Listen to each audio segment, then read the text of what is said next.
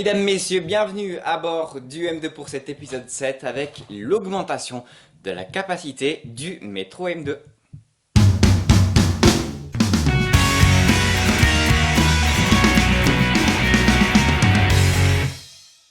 En juin et juillet 2009, de fortes pluies ont provoqué l'inondation de la station Ouchy, provoquant d'importantes pannes. Un autre souci corrigé par la suite est le bruit strident au freinage, particulièrement à la station Lausanne-Gare où la pente est la plus forte. Malheureusement, pour les trains descendants sur Ouchy, le problème n'est pas trop réglé, on entend encore bien assez le bruit. 5 ans après son inauguration, la ligne est victime de son succès. Alors que les ingénieurs tablaient sur une fréquentation de près de 23,8 millions de voyageurs après 5 ans, 4 ans après la mise en exploitation, en 2012, le M2 transportait déjà 26,6 millions de voyageurs. En 2018, la fréquentation est passée à 31,460 millions de voyageurs. D'après Vincent Kaufmann, directeur du laboratoire de société urbaine de l'EPFL. Les prévisions n'ont pas vu le report modal massif de la voiture vers les transports publics qui s'opère depuis 2008.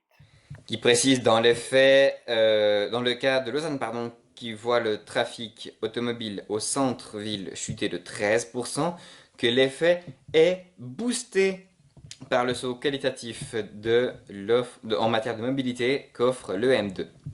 Le 30 octobre 2013, des mesures d'urgence ont été prises avec notamment la réduction du nombre de places assises afin d'augmenter la capacité d'accueil des rames et l'utilisation simultanée des 15 rames au lieu de 12 à l'origine afin d'augmenter la fréquence. Un frein majeur existe concernant la hausse de la capacité de la ligne.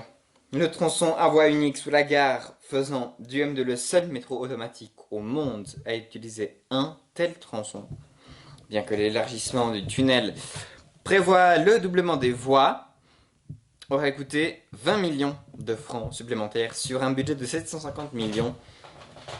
En 2002, le canton qui se trouvait alors dans les chiffres rouges avait jugé préférable l'option de conserver le tunnel dans ses dimensions déjà existantes, à une seule voie donc, qui datait de l'époque de la ficelle entre les stations de Lausanne-Gare et Grancy. Quant à la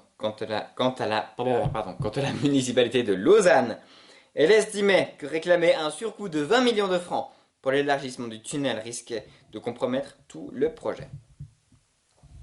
En 2002, la société Métro Lausanne-Ouchy S.A. détentrice de la concession et exploitant historique est radiée du registre du commerce. Ses actifs sont repris par l'ETL. Le froid cause de nouvelles pannes des arcs électriques à la station Grancy, pousse début octobre l'exploitant à interrompre le service durant plusieurs heures par sécurité. Le 7 décembre 2015, la station terminale d'Ouchy est renommée Ouchy Olympique. Ce changement de nom intervient à la fin de l'année, marquant les 100 ans de l'installation du Comité international olympique CIO à Lausanne dans le quartier desservi par cette station de métro et a coûté 200 000 francs afin d'actualiser la signalétique.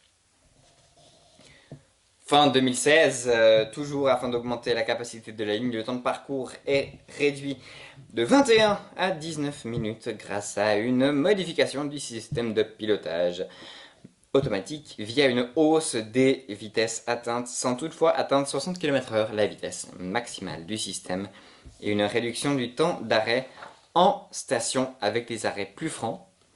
Ces mesures permettent d'augmenter de 20% la capacité de la ligne par rapport à la situation en 2014.